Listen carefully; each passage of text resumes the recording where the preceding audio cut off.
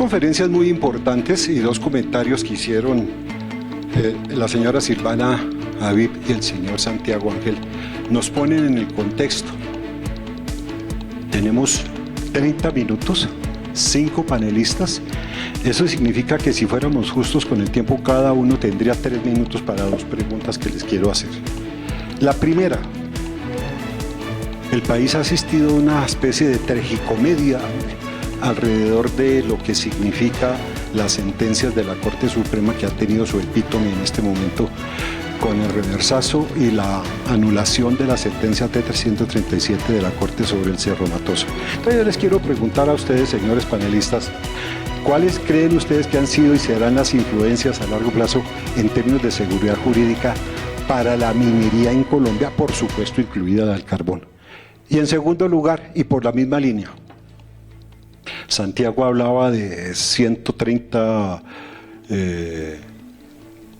consultas previas, tantas tutelas aprobadas, el 90% en contra nuestra, paros, bloqueos, asaltos, quemas, sentencias de los tribunales superiores burlados. ¿Significará eso que es que nos tienen odio? ¿O será que estamos haciendo algo mal y nos ha faltado hacer cosas? ¿Qué estamos haciendo mal como industria? ¿Estamos confundiendo información con publicidad? Esa es la segunda.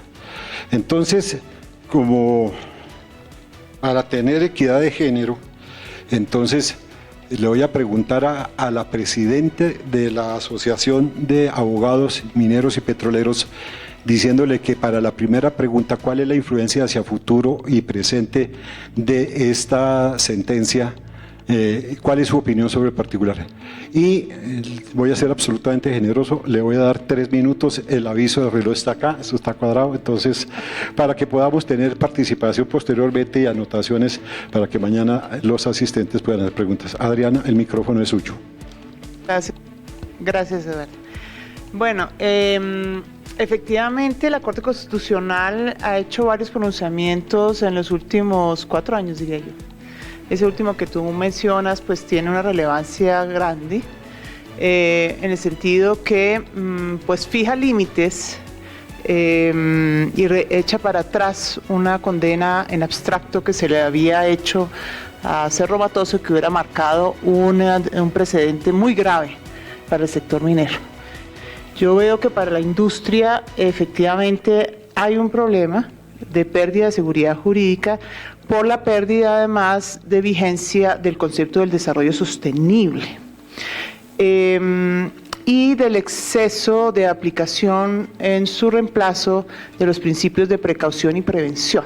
O sea, mejor no hagamos porque esto es tan horrible, la minería es tan espantosa, que mejor abstenerse. Cuando tú preguntabas, ¿es que hemos hecho algo mal? Yo diría, sí, el tema de información estamos bastante atrasados. Somos muy buenos colectando información, muy malos procesándola y comunicándola. Entonces, cuando me dicen es necesario hacer principio de precaución o prevención porque es que no sabemos la minería qué impactos causa, yo me muero la risa, porque si nos pueden expedir unos términos de referencia para hacer estudios de impacto ambiental, es evidente que sí sabemos cuáles son los impactos que causamos y los estamos mitigando y compensando, pero la gente de eso no oye. Tenemos también un problema de desbalance entre la constitución económica y la de constitución ambiental.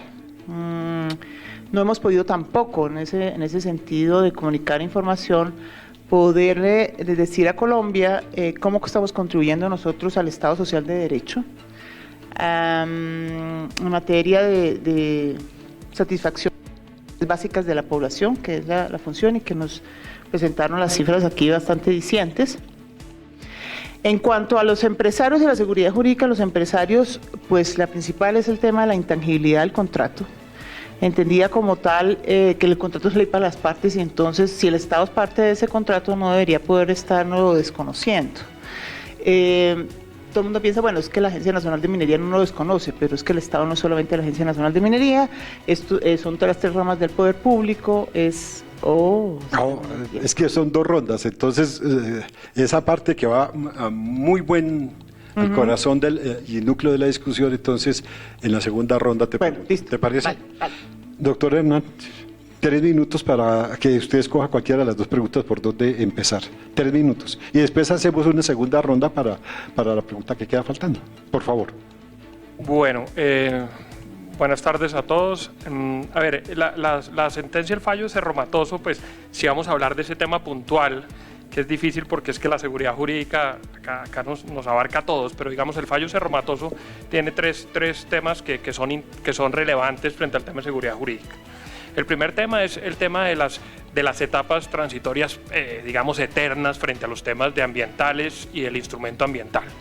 Entonces ahí, digamos, eso no es culpa de la empresa, digamos, es culpa justamente de que hay una normatividad que no es clara y justamente quien sale sacrificado al final del día es la empresa. Todos tenemos que adaptarnos a eso, pero tenemos que aprender de ese fallo, porque ahí creo que sí algo estamos haciendo mal. Es que el hecho que la ley no nos diga que tenemos que tener un instrumento ambiental que se adapte a nuestro proyecto no quiere decir que no lo tengamos que hacer. Entonces me parece que hay un tema clave. El otro tema es que ahí hablan de 4 consultas previas que tendrían que hacer.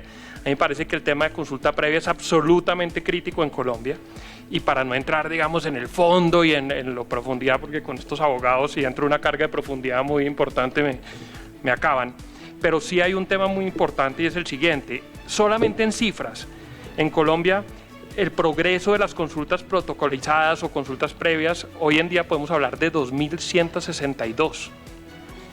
En países como Perú hablamos de 30, en países como Bolivia hablamos de 22, o sea, algo está pasando, algo no funciona ahí. Y yo creo que todos sabemos que funciona. Básicamente lo que no funciona es que todo lo que tiene que ver con consulta previa hoy en día en Colombia es subjetivo. Acá no hay criterios objetivos ni para definir el territorio, ni para definir los plazos, ni para cerrar las consultas. Entonces, con lo importante que son las consultas previas en Colombia,